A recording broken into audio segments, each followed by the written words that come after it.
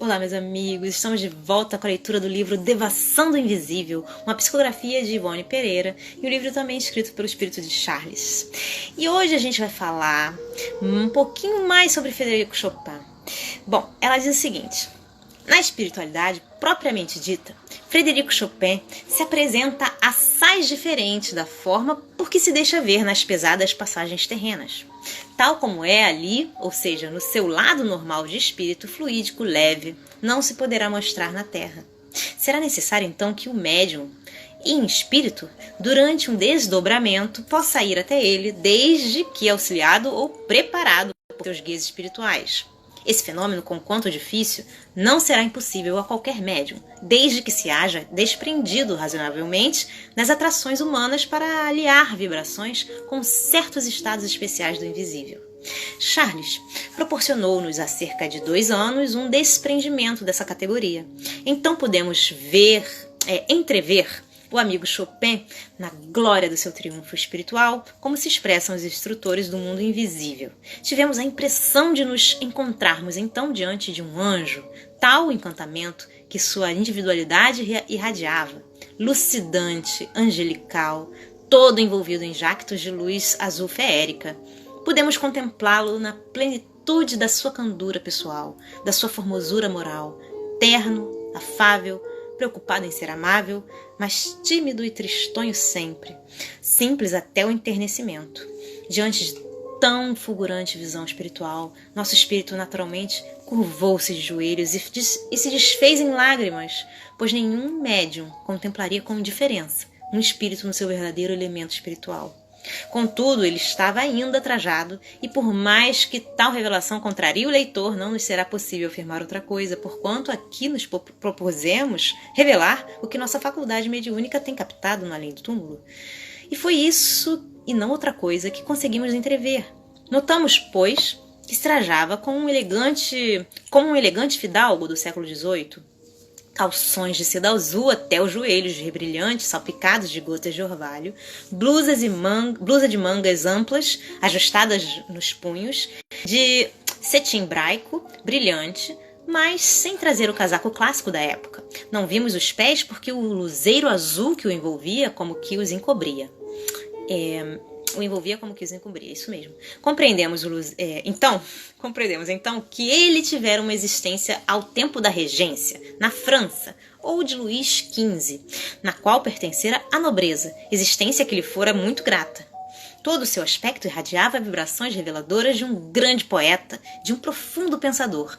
Beijamo-lhes, como sempre, as mãos que ele não legou estender, e de joelhos e em lágrimas despedimo-nos como da primeira vez. Adeus, Fred. Ainda na mesma oportunidade, afirmou o instrutor espiritual Charles que Frederico Chopin seria a reencarnação do poeta romano Ovídio. E nessa parte ela faz uma nota que fala sobre o nome dele todo, que era Públio Ovídio Naso, poeta latino, fácil e brilhante, amigo de Virgílio e de Horácio. Bom, foi a 43 a.C.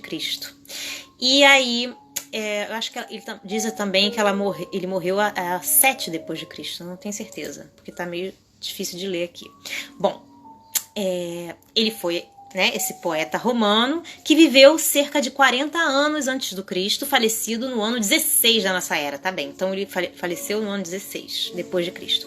E do pintor Rafael Sanzio. E aí ela fala que é o Rafael Sanzio, pintor, escultor e arquiteto italiano, que viveu entre 1483 a 1520. O seu gênio reunia todas as qualidades: perfeição do desenho, vivacidade dos movimentos, harmonia das linhas, delicadeza do colorido, e deixou grande número de obras-primas, e é considerado poeta da pintura, como Ovídio foi considerado músico da poesia, e como Chopin é considerado poeta da música.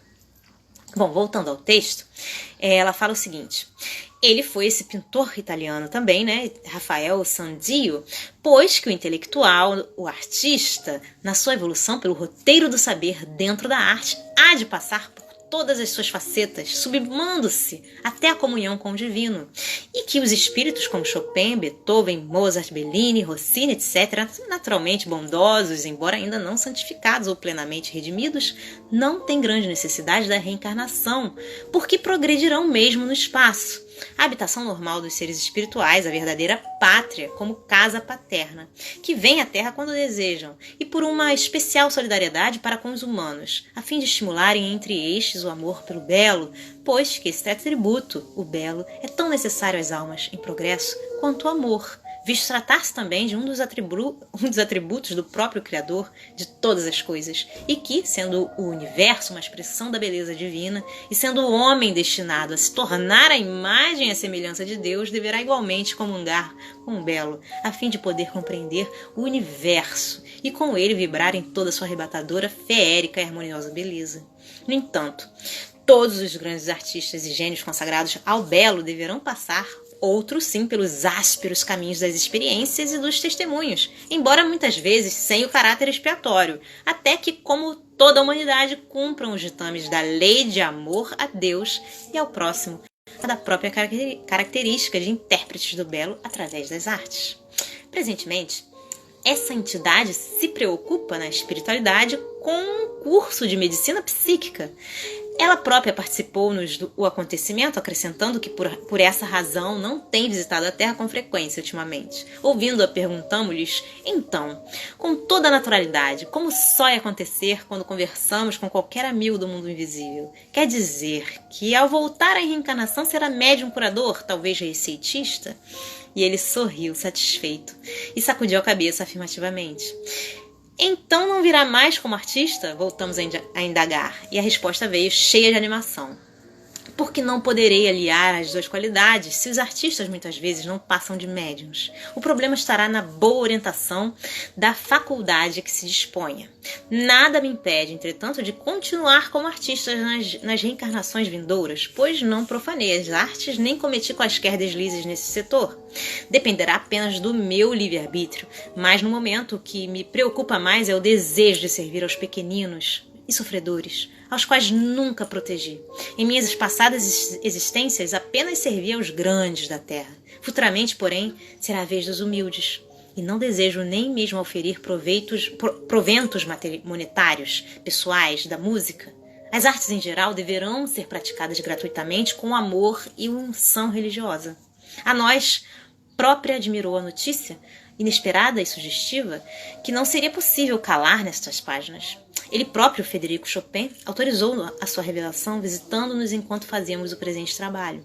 Suas palavras foram textualmente as acima citadas.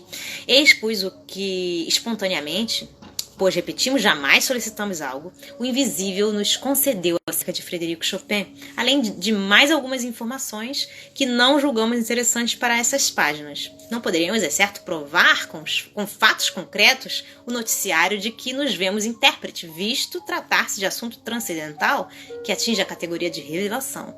Mas a Deus, tomando por testemunho da sinceridade com que aqui nos externamos, deixamos aos nobres pesquisadores da revelação o labor sagrado de obterem a confirmação lógica e insofismável do que fica exposto. Aliás, cumprimos apenas um dever de consciência, pois se, como sabemos, a função da mediunidade é desvendar os segredos da morte, transmitir notícias do mundo invisível ao mundo terreno. Nada mais fazemos com efeito do que desincumbir-nos de um dever, não guardando avaramente fragmentos da vida espiritual a nós revelados, de um vulto que, ao passar pela terra, a encantou com seu gênio de artista e cuja imorredora lembrança faz vibrar ainda o coração de quantos sintam na alma inclinações para as arrebatadoras expressões do ideal sublimado pelo belo.